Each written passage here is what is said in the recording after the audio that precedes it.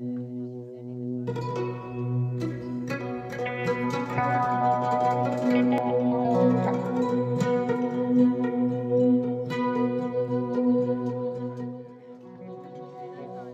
in a Melbourne park, a small group of activists are being treated to a traditional West Saharan tea ceremony.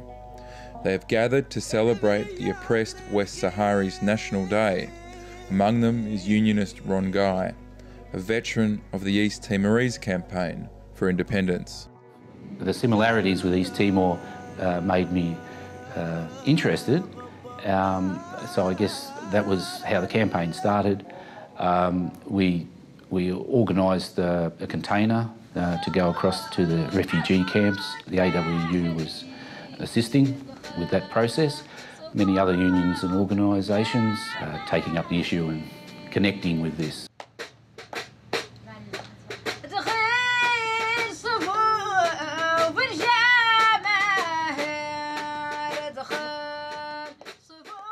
The North African country of West Sahara was a Spanish colony until 1975. Upon their withdrawal, Morocco invaded, sparking a long and bloody war that saw the country split in two, with Morocco controlling the resource-rich West and the East under the control of the West Sahrawis. In 1991, the UN brokered a ceasefire on the proviso that the population be allowed to vote on self-determination. But the Moroccan government has continued to obstruct this, and the vote has still to take place. Meanwhile, 160,000 refugees have been living in camps in southwestern Algeria.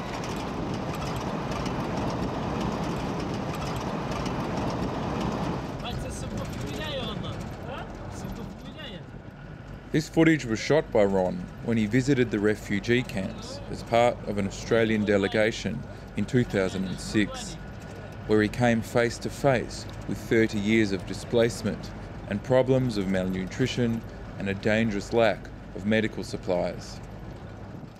You'll see a child that's, say, about that tall, and you'd think, well, that child must be 5, and they're 7 or 8. So the whole population has been suffering through generation of generation.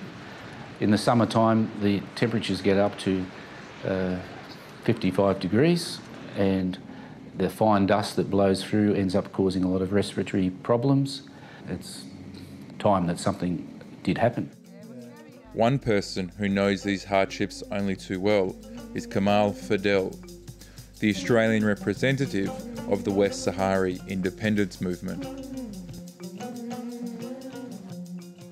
The hardships that the Sahrawis are facing are immense, both in occupied Western Sahara, but also in the refugee camps.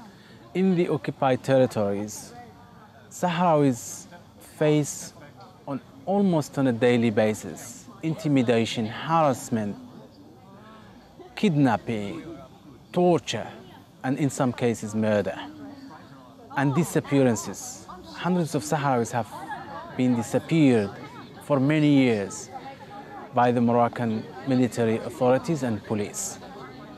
In the refugee camps, Sahrawis live in dire conditions. It is a desert. Temperature reaches over 50 degrees in summer. Nothing can grow there. There are no air conditioning. People live under tents, and they have been living there for the past almost 34 years, not being able to return to their homeland because of Morocco's occupation. And their homeland is very rich in natural resources. There is a nice coast, a long one, 1,500 kilometers, very rich in mineral resources and in fishing, and they can live a very decent life in their own homeland, but they cannot do that because of the occupation. As part of the visiting delegation and back in Australia, Ron is one of a number of people trying to expose Australia's role in supporting the occupation. They dispute the legality of purchasing Moroccan-controlled West Sahrawi resources by Australian companies Wesfarmers, Intertech Pivot and Impact. The connection with Australia is that we import phosphate from the occupied zone of Western Sahara that comes to Australia to 3 Australian companies, and in the 2002 Hans Corral decision that was handed down, it is basically saying that to take the resources from that area is theft. So it's not what we are actually part of is receiving stolen goods. Part of the effort to put pressure on these companies and the government was a series of flag-raising ceremonies on February 27, the West Sahara National Day, as the AWU joined with other unions and councils around Australia in showing their support.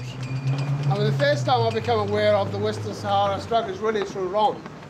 And that's been about a story about the AWU and the union movement in general, where what we do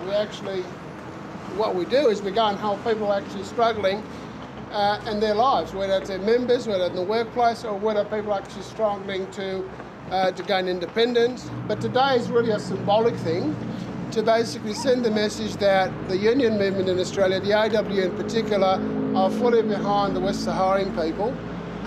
We're with you. We will continue campaigning for you to gain your independence, your basic human rights, which we take for granted in Australia. So today, just really a good gesture in saying, raising the flag in the AWU building to show a bit of solidarity with the Western Sahara people. And if we can get this young fella to, he must be a Moroccan, you're not a Moroccan, mate. That's it, he's not, he actually got the message. So yeah, so let's go. That all organised, mate? Yep.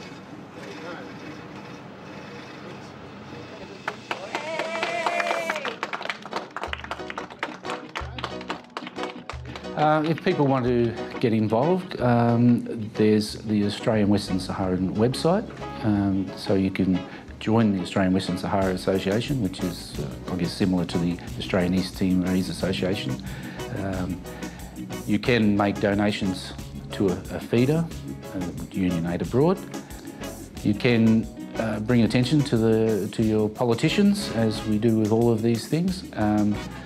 There is an international day of action going to happen towards the end of the year, I presume. Well, it's the date has been set, so all around the world people are going to, or unions around the world are going to bring attention to that, so you can keep an eye out for that. And the ACTU are endorsing a union delegation to go at the end of the year, which hope that interested unionists will sign up for. The world is getting a lot smaller, and as far as human rights go, they are union rights, and with the globalisation process that's taking place, the unions are becoming more global as well, and we need to make sure that the conditions of other countries and their rights are upheld. They're stuck in refugee camps.